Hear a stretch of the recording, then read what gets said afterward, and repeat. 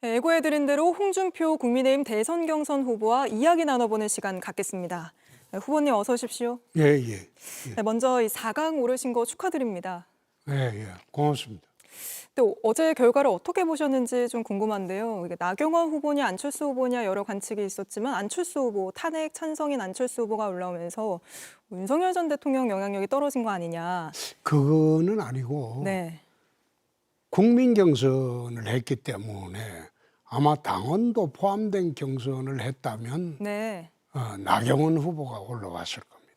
그러니까 이게 국민 경선이기 때문에 그러니까 민심이 그러면 탄핵 찬성 민심이 더 큰 거 아니냐 또 이런 분석도 나오는데요. 그런 것도 있지만은 꼭 그렇게 볼 수 없는 것이 김문수 의원이 김문수 장관이나 저도 탄핵 반대했거든요. 네, 반대해도 올라왔잖아요. 그렇습니다. 근데 그래. 어쨌든 그게 네. 아니고 당내에서는 그 나경원 후보가 인기가 있고 그다음에 이제 국민들 상대로 할 때는 안철수 후보가 그 사이에 대선 출마를 지금 몇 번 했잖아요. 네. 근데 그것 때문에 이제 나경원 후보가 밀린 거죠. 뭐 탄핵 찬성 반대 뭐 이런 것보다는 그거는 아닐 겁니다. 더 유명하기 때문에. 안 그러면 나도 그 잘려야지. 네. 어쨌든 안철수 후보가 올라오면서 탄핵 찬성과 탄핵 반대가 2대2로 이제 뚜렷한 구도가 됐다 이런 얘기가 나오는데 오늘 안철수 후보가 윤석열 전 대통령 탄핵 사태에 대해서 우리가 다 같이 대국민 사과를 하자 이런 제안을 했는데요. 혹시 이 제안을 나는 좀 받아들이실 빼줬으면 생각이 좋겠어요. 있으십니까? 나는 좀 빼줬으면 좋겠어. 난 대구시장으로 나가 있었어요. 아, 중앙정치에 아무런 관련이 없어요. 근데 자기들끼리 막 잘못해서 탄핵돼 놓고 나까지 끼우는 거는 좀 그렇잖아요.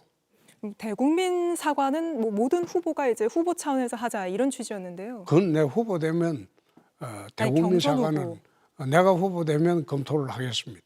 알겠습니다. 지금 당장은 대국민 사과할 의향이 없으시다 이런 그렇습니다. 걸로 이 알겠습니다. 경선 때니까 네. 내가 후보가 되면 그 문제가 꼭 쟁점이 된다면 대국민 사과를 하겠습니다. 예. 근데 이게 탄핵의 강을 건너야지만 중도층까지 확장이 가능하다 이런 이야기는 당내에서도 나오잖아요. 탄핵의 강을 건너야지 중독층 확장이 가능하다. 그 말 일리가 있습니다. 그런데 탄핵으로 인해서 대선이 생겼지만은 네. 사실상 이번 대선은 나는 성격을 과거 박근혜 탄핵하고는 달리 봅니다. 네. 과거 박근혜 대통령 탄핵 때는 우리 당 지지율이 4%밖에 안 됐어요. 당이 무너졌거든요. 네. 그런데 지금 윤석열 대통령 탄핵이 됐는데도 우리 당하고 민주당 지지도가 거의 차이가 안 나요. 어떤 때는 역전될 때도 있었거든요. 네. 왜 그런 현상이 일어날까요? 이번 탄핵 때는 박근혜 대통령 탄핵하고는 달리 윤석열 대통령 개인에 대한 탄핵으로 국민들이 보는 시각이 많습니다. 근데 한편으로는 또 최근에 국민의힘 경선 후보들 지지율을 다 합쳐도 이재명 후보에게 안 된다면서 박스권에 갇혔다 이런 우려도 나오지 그거는 난 않습니까? 박수권으로 보지 않습니다. 그거는 이재명 후보는 일극 체제고 네. 우리는 여러 후보들이 나와 있습니다. 그래서 여기 뭐 언론에서는 빅포 이야기하는데 나는 스몰포라고 합니다. 네. 그 스몰포가 모여서 한 사람이 탄생하면 그때부터 지지율 비교가 의미가 있지 않나. 현재 개인 넣어가지고 지지율 여가 조사해 본들 그 별로 의미가 없다고 나는 봅니다. 지금 다 합친 지지율은 의미가 없고 최종 그렇습니다. 후보가 선출돼야지만 의미가 있는 지지율이다. 그때 돼야지 대립각이 이루어진다고 봅니다. 네. 홍준표 후보님은 김문수 후보와 똑같이 이제 탄핵 반대 주자신데 혹시 뭐 경선 과정이나 아니면 나중에 국민의힘 후보로 최종 선출됐을 때 윤석열 전 대통령을 만나실 의향도 있으십니까?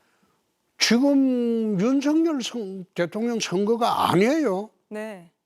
지금 이 선거의 구도는 홍준표가 후보가 되면 홍준표의 나라냐 이재명의 나라냐 그 구도로 선거 치르는 거죠. 그런데 지금 선거는 홍준표 선거를 하는데 왜 윤 대통령 찾아가 만나겠습니까? 그건 네. 아니죠. 아, 그러면 후보가 되더라도 뭐 윤 전 대통령을 찾아가거나 이런 일은 없으실 그 거란 선거 끝나고 난 말씀이시군요. 예. 선거 끝나고 난 뒤에.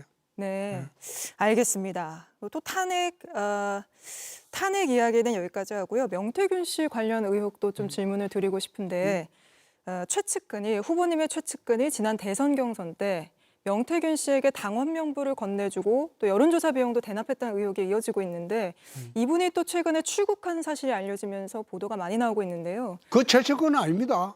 최측근 내 자체가 아니라 최측근이 아니고 예. 명태균이 최측근입니다. 나하고 우리하고는 상관이 없어요. 그분이 관련해서 같이 일하시지 아니, 않으셨습니까? 내 이야기를 좀 할게. 네, 내 아들 친구는 맞아요. 네, 근데 정치하려고 명태균 밑에 있었어요. 서울시 의원 하려고 서초에 신청했다가 경선으로 떨어졌어요. 그래서 명태균이가 김영선 의원 수석 보좌관 넣어줬어요. 네. 그럼 거기서 오래 관련해서 있었어요. 당시에 어떤 우리하고는 뭐 상관이 없어요. 보고나 이런 얘기도 전혀 아니, 들으신 바가 그거하고는 없다는 상관없죠. 말씀이신가요? 그걸 갖다 맞히는 거지. 내가 자꾸 참 답답한 게 지금 자기들 당에 후보 내세운 사람 한번 보세요. 정과 사범에 형수한테 온갖 쌍욕 다 하고 그리고 앉아서 뭐 여병은 농락하고 나쁜 짓은 다 했어요.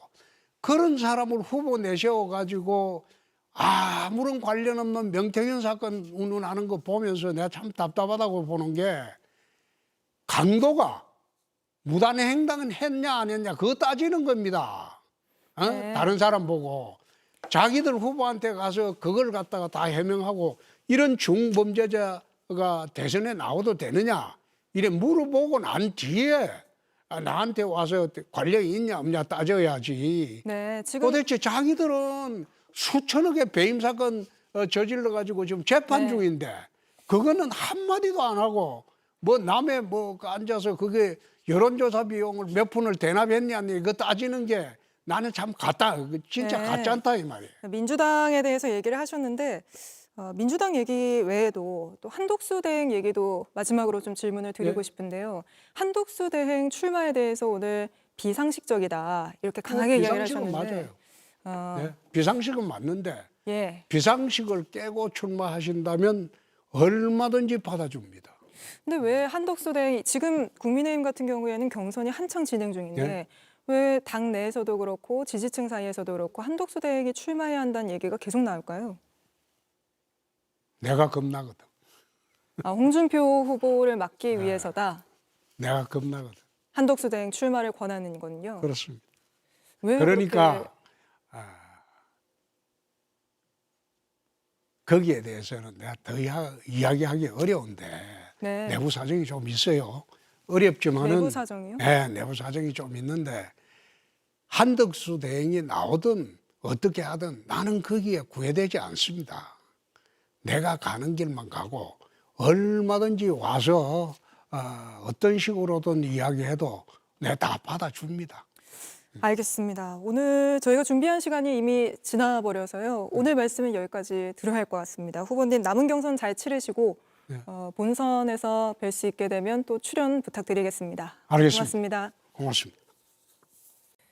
JTBC 뉴스를 시청해 주셔서 고맙습니다. 저희는 저녁 6시 30분 뉴스룸에서 뵙겠습니다.